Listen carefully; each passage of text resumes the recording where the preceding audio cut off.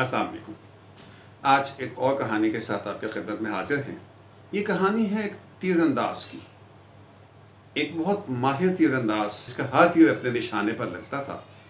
उस माहिर तीरंदाज का काम ये था कि वो मुख्तलिफ़ कस्बों, शहरों, गाँव में जाता, वहाँ लोगों को इकट्ठा करता, अपने फ़न का मुज़ाहरा करता, दादो तहसीन समेटता, पैसे वसूल करता उनसे इनाम के तौर पर, और इस तरह से उसका गुजर बसर होता था। एक दिन एक छोटे शहर में लोगों को इकट्ठा करके वो अपने फ़न का मुज़ाहरा कर रहा था।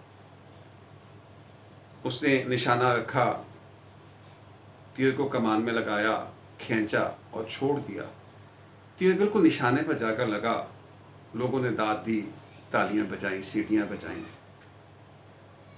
इस तीरंदाज ने मजमे की तरफ देखा तो पीछे एक छोटा बच्चा खड़ा था जो अपनी वज़ाकता से बड़ा मफलूकुल हाल नज़र आता था, जिसके कपड़े मैले कुचैले थे और कंधे पर एक थैला था। यूँ बेनियाज खड़ा था कि जैसे उसने कोई दाद उसको देने को दिल नहीं कर रहा।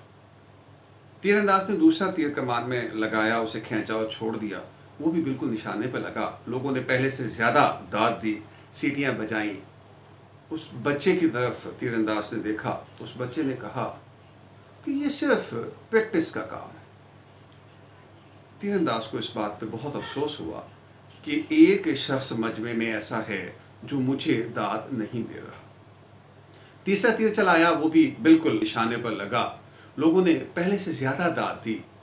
तीरंदाज ने बच्चे की तरफ देखा तो बच्चे ने फिर वही बात की, ये सिर्फ प्रैक्टिस की बात है। चौथा और पांचवा तीर भी निशाने पर लगे और लोगों के लिए ये हैरत की बात थी कि कोई शख्स इतना परफेक्ट निशानेबाज भी हो सकता है।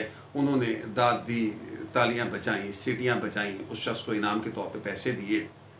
जबकि उस बच्चे ने फिर यही कहा कि ये सिर्फ प्रैक्टिस की बात है। इस तमाशे से फारिग होकर उस तीरंदाज ने बच्चे की तरफ आके कहा कि लोग मुझे दाद दे रहे हैं कि आप ये कह रहे हो कि ये सिर्फ प्रैक्टिस की बात है, क्या आप ये कर सकते हो? उस बच्चे ने अपना थैला उतारा, उसमें से एक तेल का कनस्तर निकाला और एक छोटी सी शीशी निकाली जिसका मुंह बहुत तंग था। उस बच्चे ने कहा, मैं तेल बेचता हूँ और लोगों को इन छोटी बोतलों में तेल डालकर देता हूँ।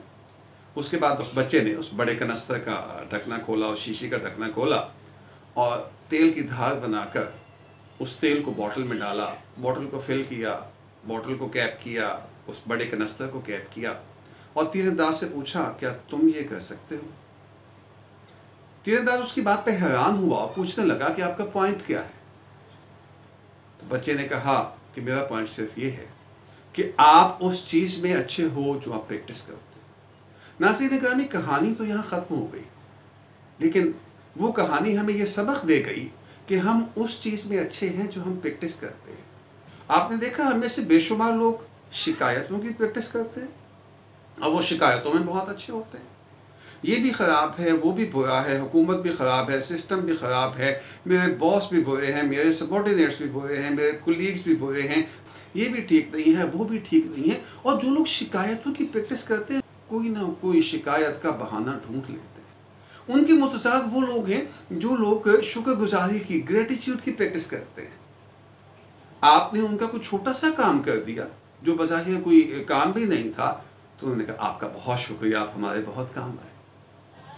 कोई चीज़ मिल गई, उन्होंने खालिक़ कायनात का शुक्र अदा किया कि अल्लाह तेरा शुक्र है।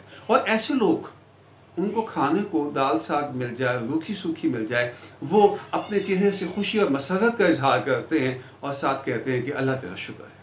क्या हमें शिकायतों में बेहतर होना है? क्या हमें लड़ाई झगड़े में बेहतर होना है? या हमें ग्रेटिट्यूड में बेहतर होना है? हमें मोहब्बतों में बेहतर होना है? हमें एक दूसरे के लिए आसानियाँ बांटने में बेहतर होना है? खुश रहिए, खुश रखिए। अल्लाह हाफ़िज़।